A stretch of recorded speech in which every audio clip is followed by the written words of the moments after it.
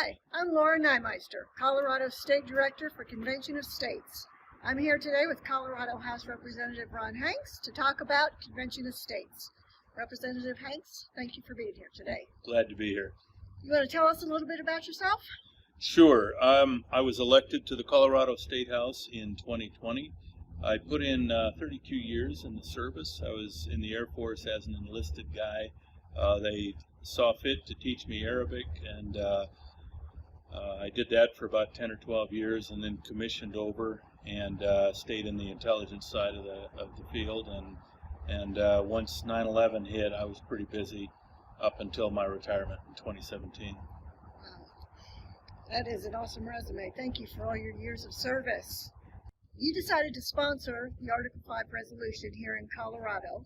Article 5 is the process the Founding Fathers gave us for the states to amend the Constitution to take back the usurped power from the federal government. How would Colorado benefit from the Convention of States? Well, Colorado, and I think all of the nation would benefit if Colorado would join. What do we need? 34 states to convene it and 38 to ratify. It's worth putting Colorado in the column of submitting a resolution and then having the discussion. Now, perhaps this year is as good a year, the best year that we could possibly do this, given some of the things we saw in the 2020 election. That was my motivation. What we're seeing in 2021 with Biden in that position, I think this is a wonderful opportunity for Americans to take control of their government once again. We need to have this discussion here in Colorado. Absolutely. I agree completely. The convention itself has no power to amend the Constitution. Delegates will only propose amendments. The individual state legislatures will then vote to ratify or not. One of the proposals on the resolution is term limits. What do you think about that? I'm a big proponent of term limits, not just for, and we have them here at the state level in Colorado, and we should. We definitely need them now at the federal level, because these incumbents have built themselves a monopoly where they have a 95% plus chance of being re-elected each time, because they've got the money advantage, the campaign war chest. But I have to say, Laura, I would also put term limits on Supreme Court justices. And I think if we do term limits on federal elected officials, we should definitely have limits of service for staff members in all three branches of government, because I don't want them to become the de facto rulers that are never elected, never even known to the public. So, but this is a great start, and I think it has to be done because the deck has been stacked against us. I would agree with you. In regards to the government overreach, the Declaration of Independence states that governments are instituted among men to secure their God-given rights, life, liberty, and the pursuit of happiness. How does that line in any way coincide with all of the mandates that we are seeing right now? Yeah, and that's it doesn't align, and they've weaponized, in my estimation, in my opinion, the federal government against the people. So we have mandates against us for masks and vaccines that are going through various legal processes. They shouldn't have to. This should never have come about in the first place. According to Senator Rand Paul's Festivus report, we spent $40 million planting trees in New York City, $250 million in construction border walls in the Middle East and North Africa, $1.3 million to verify a study that hearing bad news decreases your happiness. What are your thoughts on proposing amendments to stop the wasteful spending and have a balanced budget? Well, a balanced budget is critical. My first thought when I heard that we were $30 trillion in debt is that number came from the government auditing itself, and I'm pretty sure they're lying to us, like they've lied to us on COVID, like they've lied to us out of the CDC. I believe it's much worse than that, and the unfunded liabilities that they don't even count on the books are probably 5 times that high. So a balanced budget is imperative. I would also add that in addition to what we're trying to do here with this convention of states, we should cut the federal government down to about 30% of its current size, because it is not responsive to the people. It's working against the people at the behest of the Biden regime, if you'll permit me to say that on your interview here. And we need to cut it back as close to the bone as we need to get control of it. In a 2017 Forbes magazine article, I quote, "No one can even say with certainty anymore how many federal agencies exist, yet they make most of the laws now rather than our elected Congress, and their drive to protect turf is quite high.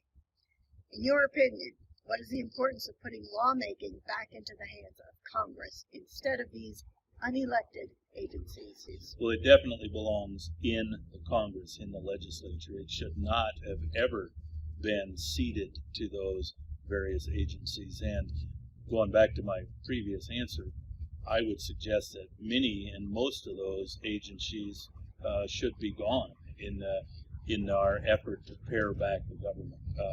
It is unaccountable, and the only way we can get it back is just looking at one executive department at a time and evaluating the merits of it, the responsibilities of it, and be prepared to eliminate it or curtail it down to, like I said, 20 to 30% of its current size.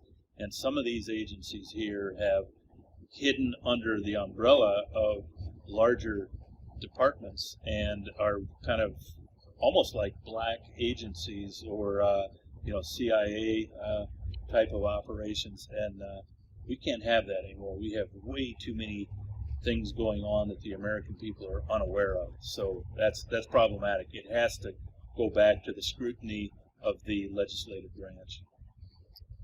Many people I talk with are very concerned with what's happening at our southern border right now. Do you have any comments on that? Yes, they have every right to be very concerned about it.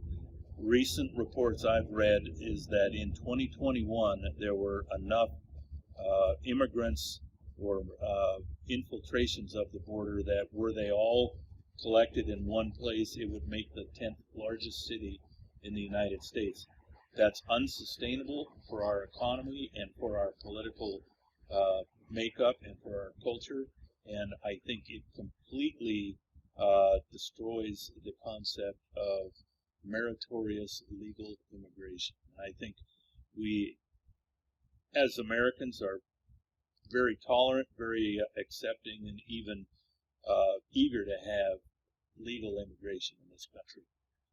But what we're seeing at the southern border is a disaster, and we have drug infiltration problems with the fentanyl coming from China through that border, and it's not coming through there by mistake. China knows what it's doing, and it knows we have a vulnerability, and we have to secure that border. I've been to the border a couple of times. I went in 2021, and I went back in 2018 because I felt like the media was not telling an accurate story. And the differences I saw from 2018 to 2021 were quite impressive as far as the amount of fence and barriers put up. It's a shame that got stopped. It was successful. The Border Patrol personnel were motivated and talkative and cooperative in 2018. They really didn't want to talk to me, even though I was an elected official, and just asking questions going down the fence line. And as I saw them in their vehicles, they would refer me to the front office because they're kind of under siege right now. We have to secure this border. We got a lot of problems, but that's probably foremost among them. People are also very concerned about election integrity right now, discouraged to the point of not wanting to go out and vote. What can you say to them? Well, I think the Virginia model that we saw in 2021 makes the case that everyone should still vote. We have to secure our election system. I contend that these systems that we're using, primarily Dominion, are built overseas. They are not built with any kind of security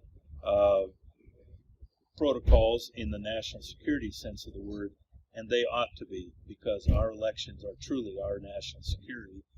These systems do have wireless modem capability built into them. You can see it on the Dell build sheet that they sent, in our case, to Colorado here to the Secretary of State's office.